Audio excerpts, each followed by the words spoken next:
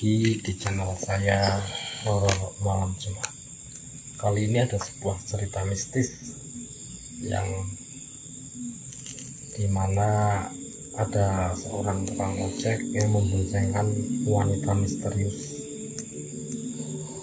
Wanita ini datang saat menjelang maghrib. Untuk menyimak ceritanya, kita persilakan Kang Wanto untuk menceritakan. Ya, gini ceritanya. Pas hari Minggu saya main ke rumah teman. Kebetulan teman saya ini ya umurnya agak tuaan dengan saya.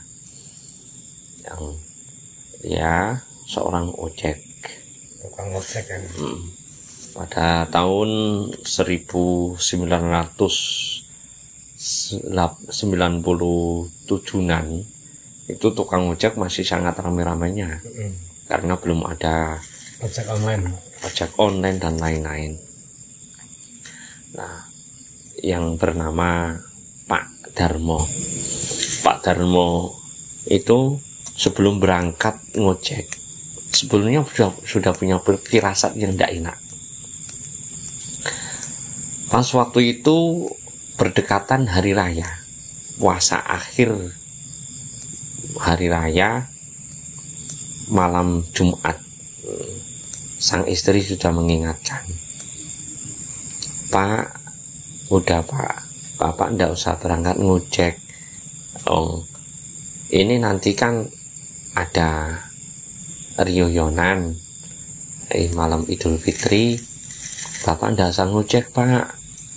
Apalagi ini keadaan gerimis-gerimis gini, kata orang tua kalau keluar rumah menjelang maghrib itu ndak dibolehkan, ditakutkan kalau ada apa-apa, kata sang istri. Tapi Pak Darmo ini mengabaikan, malah ngomong sama sang istri, Bu, kan lumayan Bu, kalau ini aku berangkat ngojek ini kan pas menjelang hari raya gini, itu orang-orang yang dari kota gede, khususnya dari Jakarta itu kan pulang kampung.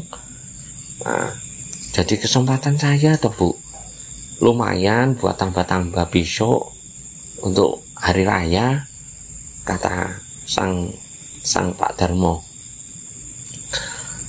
Ya udah, kalau Bapak kok masih saja bersikeras mau berangkat, ya enggak apa-apa, saya doakan semoga selamat ya Pak.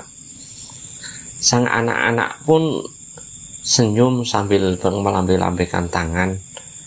Nah, Pak Darmo pun rasa semangat ketika memandang anak yang penuh dengan rasa bahagia. Kejadiannya itu di daerah mana kan?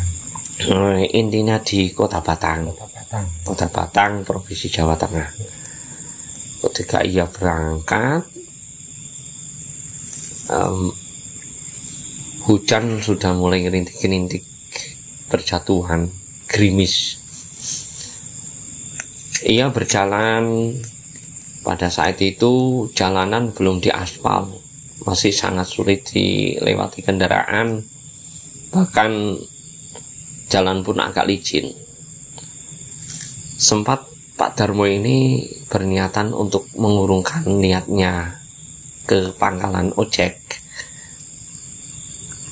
Sudah berhenti di tengah-tengah jalan karena Pak Darmo sudah punya firasat tidak enak. Iya, ragu kan ya, karena udah diingetin sama istrinya nggak boleh ngecek ya. Iya, ragu. Ia agak kebingungan, berhenti. Namun kata hati mengatakan, udah Pak Darmo berangkat aja, nggak apa-apa, lumayan kalau ada yang pulang. Apa ini kan menjelang hari raya, pasar kembang, ada satu bus besar. Kemudian Pak Darmo meneruskan perjalanannya. Di situ banyak penumpang yang turun. Sesampainya di pangkalan ojek berdekatan dengan jalan rayanya, dan ada pula yang dijemput oleh sang pacarnya. Namun ada satu wanita cantik yang sendirian, pakai busana celana dan memakai kerudung putih, bajunya pun putih. Pak Darmo merasa bangga. Lah ini rezeki saya. Ini. Kemudian Pak Darmo mendekati sang wanita tersebut sambil ngomong, "Non, mau kemana non?" "Mau pulang kampung Pak." "Mau ojek ya non?" "Ya, Bapak ojek ya?" "Ya." "Ya Pak, saya ngojek. Kalau dari sini sampai kampung saya sono itu kira-kira berapa Pak?" Nanti aja murah Mbak, ndak mahal, 20.000, kata Pak Darmo. "Oh ya udah Pak, saya anterin ya Pak sampai rumah saya." "Ya non." Ketika jalan, gerimis pun tak berhenti. Pak Darmo di tengah-tengah jalan agak kebingungan dan punya firasat gak enak, karena yang ditumpangi itu cewek yang numpang di bagian belakang. Terasa dingin, bahkan baunya agak amis dan baunya agak aneh gitu. Pak Darmo pun mulai berbicara, berniatan untuk menghibur dan ngobrol-ngobrol. Pak Darmo ngomong, "Non, kerjanya di mana non?" "Baru dari Jakarta Pak." "Jakartanya di mana sih?" "Di daerah Tebet." "Oh, di daerah Tebet ya Pak." "Nganu non." Ya. Dulu pun saya ketika masih muda pernah merantau di Jakarta kok non. Sama di daerah Tebet. "Oh ya." Sang wanita tersebut bicara hanya 1 kata 2 kata saja, sehingga Pak Darmo itu sulit untuk mengajak berbicara. Terus ia melanjutkan perjalanannya. Ketika ia berjalan, ia agak bingung. Ia tanya, "Non, jalannya yang mana ya non? Aku agak lupa." "Lewat yang jalan situ Pak, yang lebih cepat." Padahal jalan tersebut itu jalannya itu tidak biasa dilewati kendaraan. Dulunya itu secara kebiasaan Pak Darmo, jalan tersebut biasa dilalui itu jalan kerbau, karena zaman dulu masih banyak pengembala kerbau yang lewat di situ. "Non, kok lewatnya sini ya non?" "Iya Pak, rumah saya yang sana Pak, lewat sini." Ia berjalan. Semakin lama ia mengayuhkan gas motor, ia semakin tidak sadar diri, seakan-akan masuk ke alam lain. Iya gitu, nggak sadar diri. Ia berjalan. Tidak lama kemudian sampailah di rumah kampung sang wanita tersebut. Sang wanita tersebut memegang pundak Pak Darmo. Pak, udah Pak, sini Pak, rumah saya di sini Pak." "Itu loh Pak, rumah saya." "Oh ya non, masuk gang sini ya Pak." "Oh ya." Ketika masuk, terus ya berhenti di situ, menurunkan sang wanita tersebut. Ya putar balik, terus dikasih uang 20.000. Uangnya enggak 20.000, tapi 50.000. "Ini Pak uangnya Pak."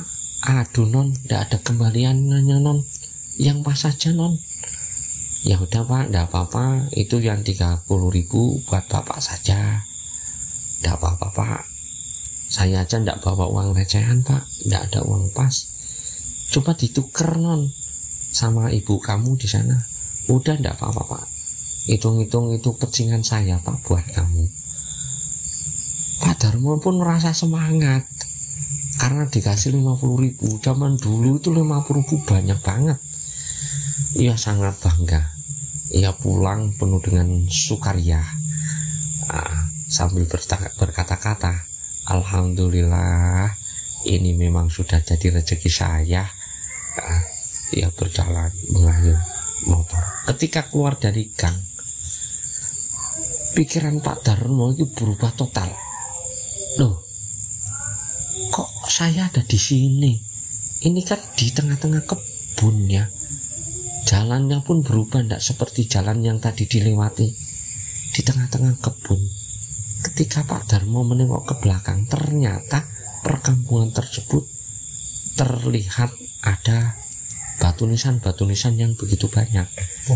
Ya, di kuburan.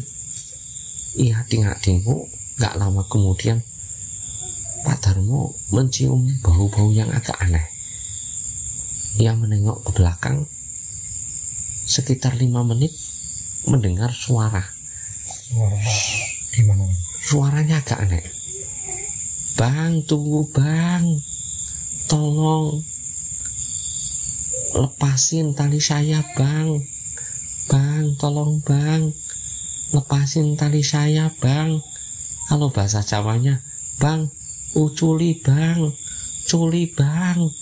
Itu Pak Darmo pun agak merinding. Padahal pada saat itu gerimis, namun keringat bercucuran tanpa henti. Denyut nadi pun, jantung pun berdetak begitu kencang. Pak Darmo was-was, lupa segala sesuatunya, lupa. Bahkan doa pun dia lupa. Pak Darmo menancap gas. Namun motor semakin ditancap gasnya, semakin kencang, motor tidak bisa jalan. Ia sambil ketakutan menengok ke belakang. Motor ditancap pun tidak bisa jalan. Berjalannya itu hanya merayap. Saking takutnya motornya ditinggal, Pak Darmo lari sekencang-kencang mungkin. Karena dari arah kuburan menuju perkampungan sekitar ada 500 meter ada rumah. 5 rumah di situ. Ia lari sambil berteriak-teriak minta tolong. Pada saat itu karena malam hari raya agak rame. Ia lari bertemu warga. Ada apa, Pak? Pak Darmo kok sampai di sini, itu ada apa, Pak? Wah, celaka. Yaudah sini Pak, masuk ke rumah saya dulu Pak, minum dulu. Setelah diambilkan teh, terus dia minum, sang tuan rumah pun ngomong, ada apa Pak Darmo? Gini Pak, tadi itu sore-sore aku berangkat mau ngojek. Karena hari raya kan pikiran saya pasti banyak orang-orang yang pulang dari Jakarta.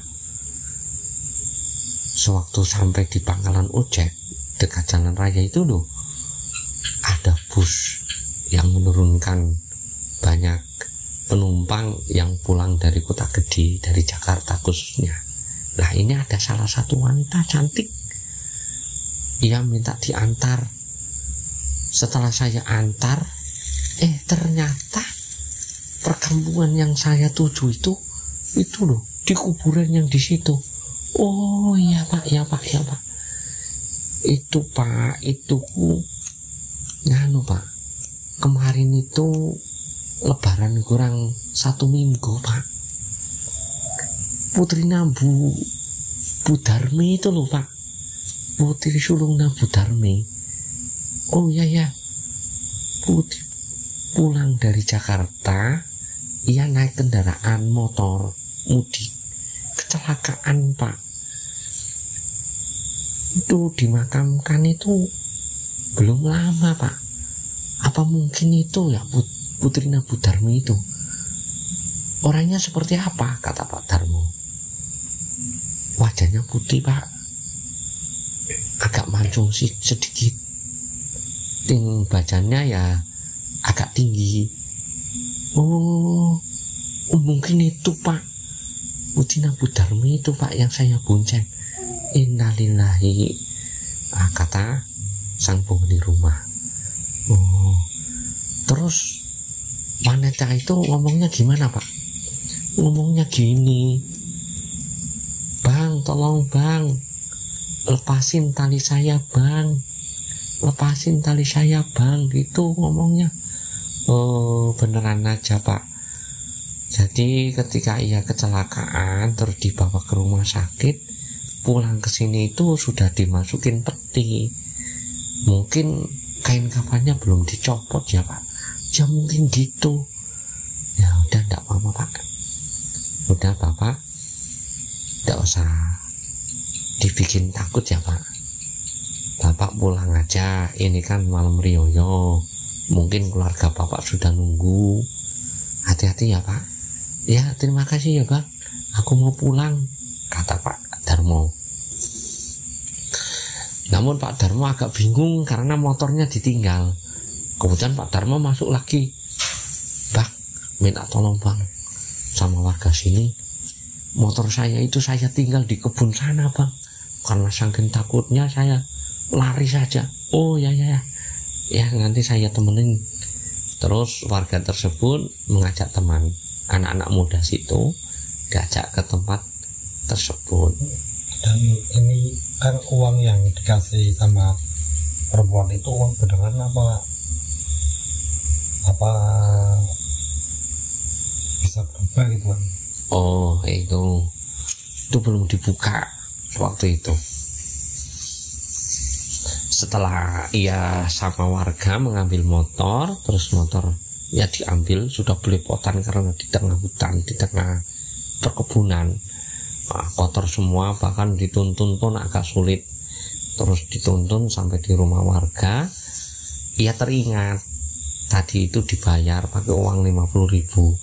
Setelah di sakunnya dimasukin tangan, diambil uangnya.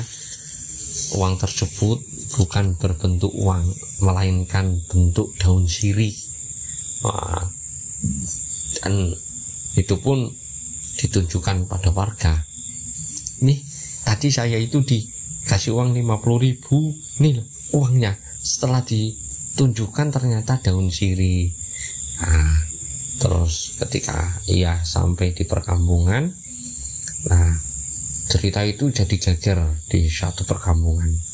Dan sang ibu pun mendengar hal seperti itu karena Bu Darmi pun akhirnya mendatangi Pak Darmo di situ. Karena rumahnya tidak begitu jauh dari situ. Bu Darmi bertanya, Pak, apa ini benar? Tadi itu Bapak diboncengin seorang wanita? Iya Pak, bener. Oh, ngomongnya gimana Pak? Katanya minta dilepas talinya.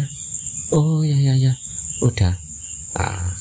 Terus warga tersebut berinisiatif, besok kita ke kuburannya, coba kita gali ya, kita lepas talinya supaya warga di sini tidak merasa takut dan dihantui.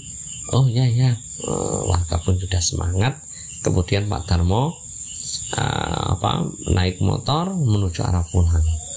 Alhamdulillah sampai tujuan, walaupun agak ngos-ngosan, diberi keselamatan. Dan di rumah pun tidak cerita sama ibu atau sang istri, ditakutkan nanti kalau didengar anak-anak nanti takut gitu. Keesokan harinya Pak Darmo bercerita sama sang istri. Nah, gitulah ceritanya. Ini cerita nyata yang dialami oleh Pak Darmo, seorang ojek pada tahun itu. Terima kasih. Cukup sekian. Silakan. Inilah kisah yang diceritakan oleh Kang Manto. Ini adalah cerita nyata. Jangan lupa bagi teman-teman yang belum subscribe video ini channel saya, silakan subscribe dan pencet tombol notifikasi untuk mengikuti cerita-cerita yang akan datang. Terima kasih. Assalamualaikum warahmatullahi wabarakatuh. Waalaikumsalam.